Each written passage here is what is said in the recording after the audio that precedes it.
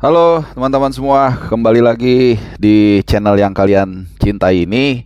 Di edisi kali ini gua ajak kalian membahas persaingan di papan atas Liga Inggris yang semakin seru. Jadi gini, dalam beberapa kesempatan gue selalu bilang, walaupun gue juga fans Arsenal ya, tapi ini far from over. Walaupun tentu aja penampilan Arsenal harus diberikan kredit poin ya, sangat bagus. Kemudian juga nggak ada yang cedera, relatif konsisten sebelum masuknya Jorginho ya. Jadi ini kalau mau sedikit apa namanya utopia ya, ini ada yang mengatakan atau ngejok lah, ini kok setelah Jorginho masuk Arsenal kok nggak bisa menang ya, seri dari kalah dari Everton, kemudian seri dari Brentford. Cuman semua itu ada penjelasannya ya, jadi nggak apa namanya, bukan klinik begitu ya. Nah kemudian gue juga akan bahas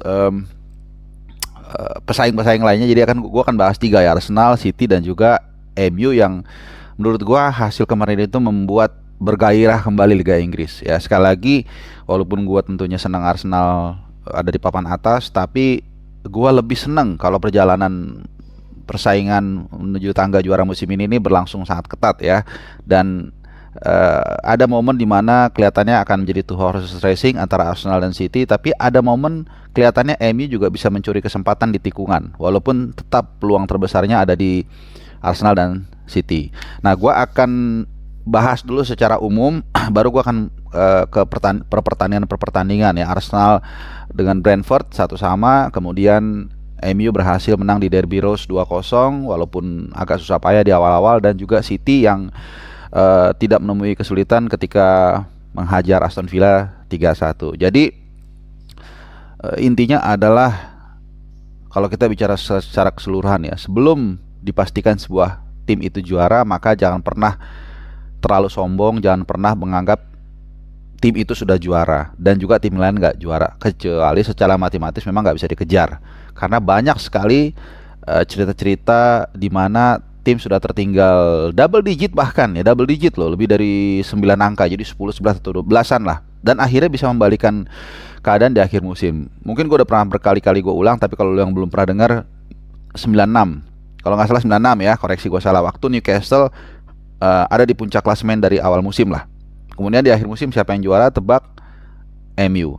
Tahun sebelumnya 95 kebalikannya, MU yang ada di atas, cukup jauh memimpin, leading, tapi kemudian di overlap sama Blackburn. Dan satu lagi yang terbaru yang gue ingat itu tahun dua kali, bahkan 2009 ya, 2008 2009 ya. Saat itu Liverpool sudah unggul double digit juga sama MU.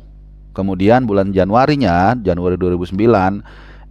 Liverpool nggak dapat poin, nggak menang sama sekali selama bulan Januari. MU-nya menang terus dan akhirnya MU yang juara. Kemudian terakhir yang kita tahu 2000, kalau nggak salah 2013-14 ya, waktu Gerrard slip itu juga sama kan, lo tahu semua, Liverpool udah jauh memimpin dari City ya, dari MU juga, dari City ya kalau nggak salah ya. Kemudian ya dari City, kemudian atau 2012-13 gue lupa, antara itu ya. Pokoknya Gerrard slip lah. Dan akhirnya kita tahu semua Liverpool nggak juara, yang juara adalah City. Nah, itu tadi secara umum gambaran persaingan Liga Inggris ataupun liga-liga dimanapun, itu selalu tidak bisa kita anggap remeh sebelum musim itu selesai. Nah, sekarang seperti janji gue akan bahas piece per piece, mulai dari Arsenal. Arsenal menghadapi Brentford. Banyak orang yang nggak ngeh bahwa Brentford ini adalah tim yang sangat berbahaya. Mungkin ibarat mobil itu mobil wuling ya. Jadi kalau kita lihat mereknya, mungkin kita underestimate, tapi kalau begitu kita melihat performa aslinya, statistiknya, ternyata sangat mengerikan.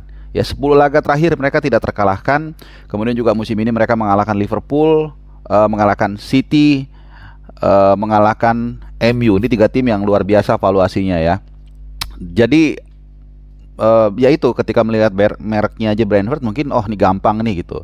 Tapi kalau kita melihat statistik sama data, makanya penting ini untuk kita secara cerdas ya, penting dalam era football science sekarang, memperhatikan data dan statistik. Cara bacanya harus pinter ya. Jadi kalau yang nggak ngerti statistik dan data, ini pasti asal cuap-cuap. Nah, jadi memang Brentford ini adalah tim yang sangat suka justru bermain dengan tim yang menyerang. Mereka mengandalkan serangan balik, dan kemarin kita lihat bagaimana Arsenal berkali-kali kena counter. Apalagi dia tahu tengahnya Arsenal kuat. Ada Odegaard, ada Partey, kemudian juga ada Saka. Jadi dia taruh bola itu di belakang pertahanan di apa backline-nya dari Arsenal, dan akhirnya kita lihat bagaimana mereka bisa mencuri gol melalui Ivan Toney ya. Ini juga sebuah hasil serangan balik, semi serangan balik lah, yang membuat mudah diantisipasi ditanggulangi, karena Mbeumo kemudian juga Ivan Toney sama satu lagi gue lupa, itu 3 menghadapi 4 ya masih bisa lah lewat satu kemudian dapat gol. Nah, ketika diserang Brentford seperti apa? Ya mereka tumpuk pemain, parkir bus, sehingga kreativitas itu sulit lah. Mau sebagus apapun ketika melawan tim yang parkir bus pasti nggak akan mudah dan butuh kesabaran ya.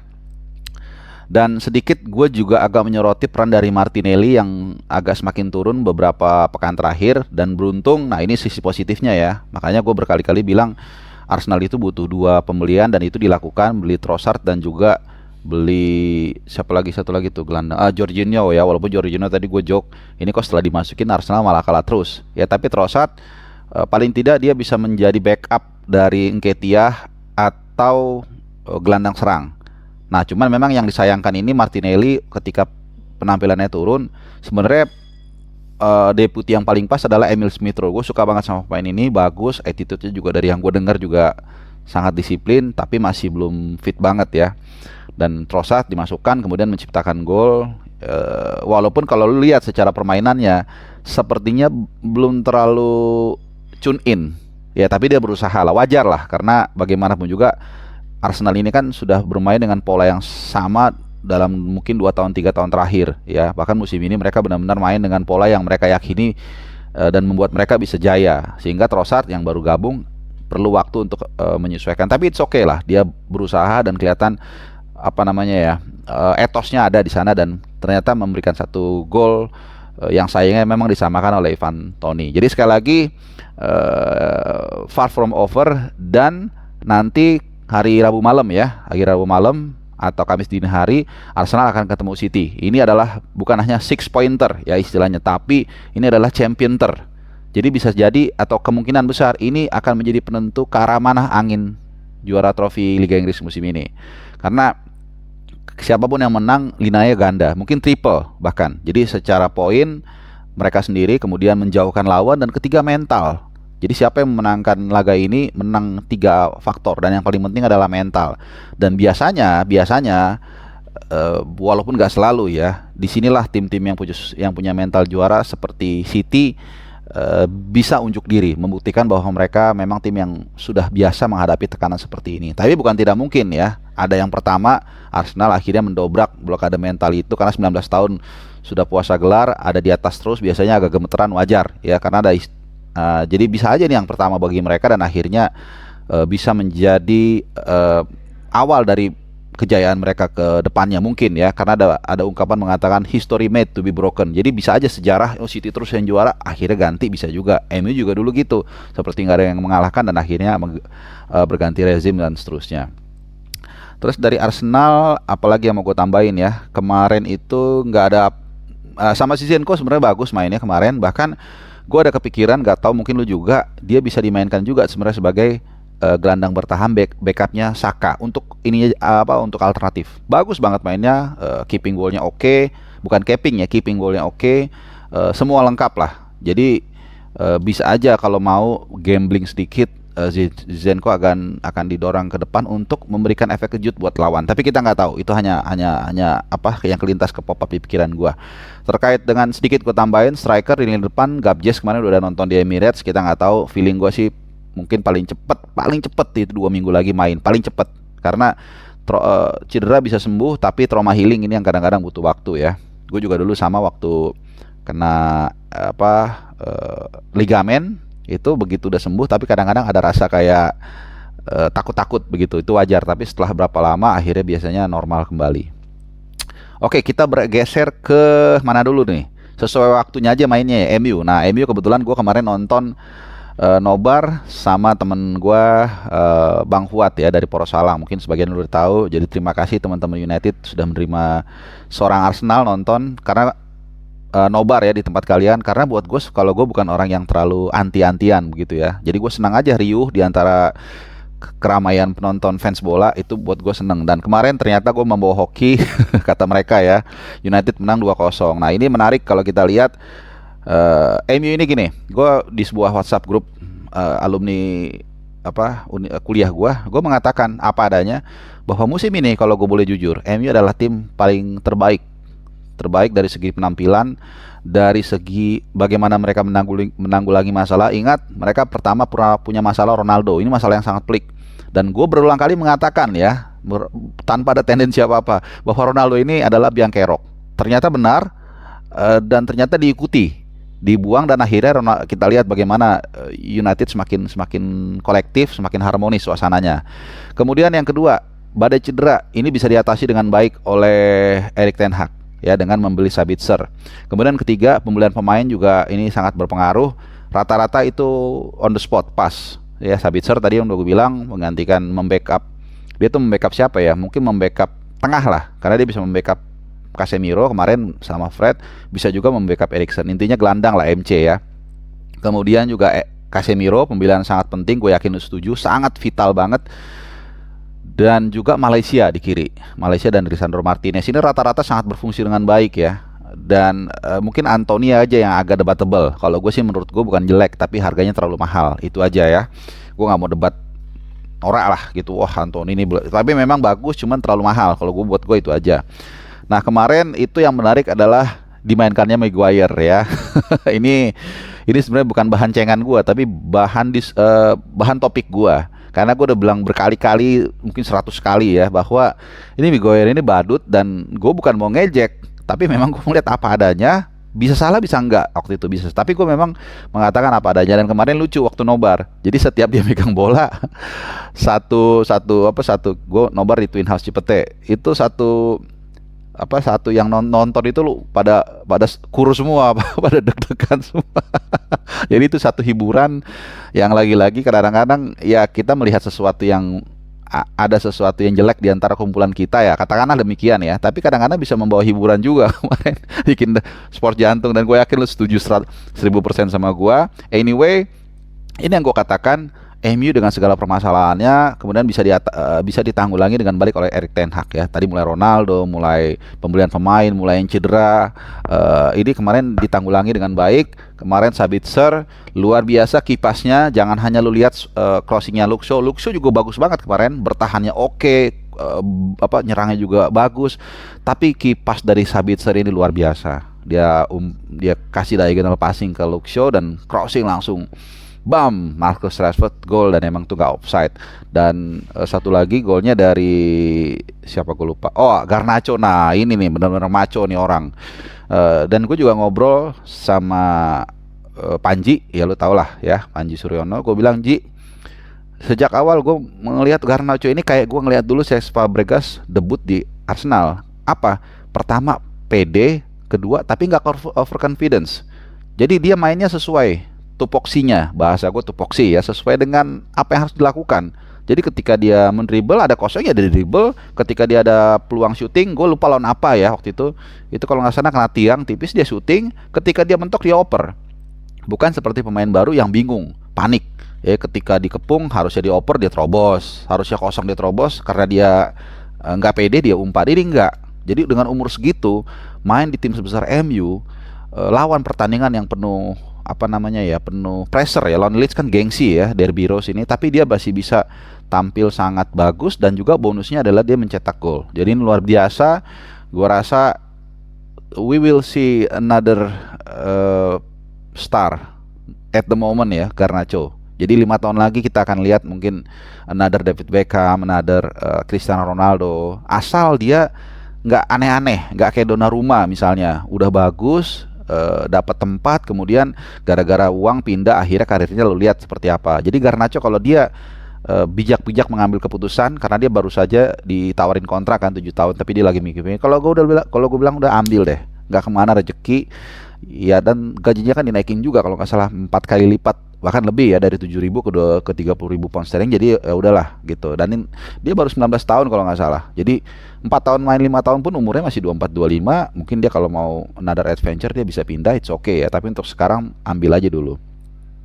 Nah, jadi kemarin menang 2-0. Yang jadi catatan gua mungkin apa ya? Sancho it's okay mainnya, walaupun memang ya di babak kedua sih memang agak jelek, sehingga diganti sama Garnacho.